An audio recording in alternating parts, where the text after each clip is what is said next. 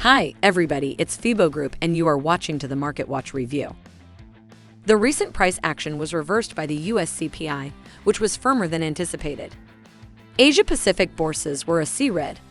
The majority of major markets fell by 1% to 2%. Europe's Stoxx 600 was lower and is currently trying to recover.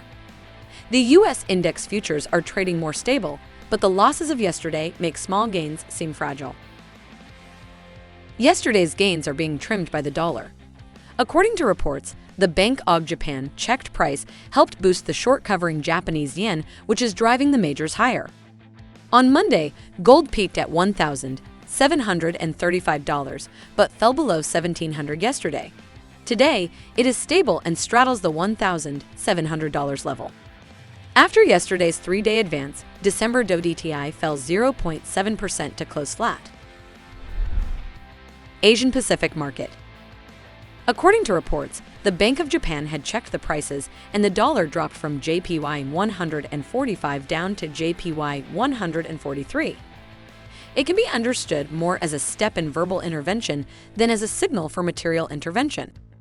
The JPY 145 level was held, but the dollar must be moved below the 141.50 zone to indicate anything.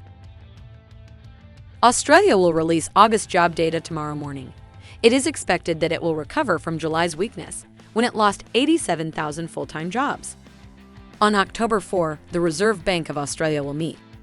Yesterday's large outside down day for the Australian dollar was caused by trading on both ends of Monday's range, and then falling below Monday's low. Today's follow-through selling found support at $0 and 6,700 cents, near the low last week. Market of Europe.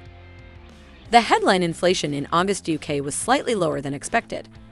The 0.5% month-over-year increase translated into a rate of 9.9%, which is lower than the 10.1% rate in July and just below the Bloomberg survey's 10% median forecast.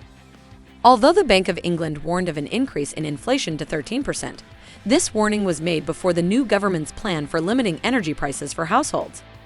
Sterling lost $1 and 1,480 cents more before stabilizing to test the European 115.50 area. The State of the Union address will be delivered by the EC President von der Leyen to the European Parliament. The focus will be on the new energy initiatives.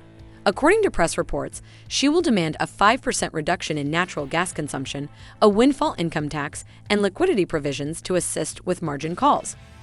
Yesterday's sell-off was extended by 10 to 15 ticks to $0 and 9,955 cents before new bids were found. Market of America. Again, the US CPI surprised everyone with its upside surprise. Markets are flirting again with the possibility that the Fed might hike by 100 bps next Wednesday instead of 75. Yesterday's outside-up day for the US dollar was extended to nearly CAD 1.32 and then stabilized. That's all for me. Closely monitor the news background and be prepared for all the surprises of the market.